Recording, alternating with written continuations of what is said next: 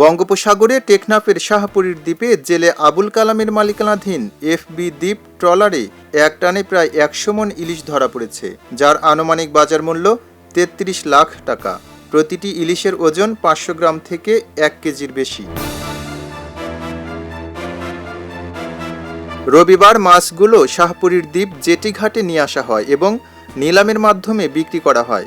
ঘাটে উপস্থিত জেলে ও মৎস্য শ্রমিকরা ট্রলার থেকে ইলিশ তুলছেন, বরফ দিয়ে ভাঁজ করে ককশিটের বক্সে ভরছেন এবং গাড়িতে তোলার জন্য প্রস্তুত করছেন। পুরো দৃশ্য যেন এক উৎসবের মতো মনে হচ্ছিল।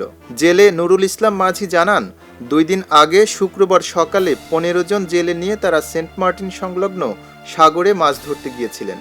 প্রথম দিকে মাছ ধরা না গেলেও রবিবার ভোরে জালে প্রচুর ইলিশ ধরা পড়ে।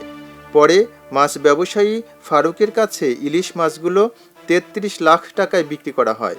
দীর্ঘদিন পরে প্রচুর ইলিশ ধরা পড়ায় জেলে ও ব্যবসায়ীরা খুশি।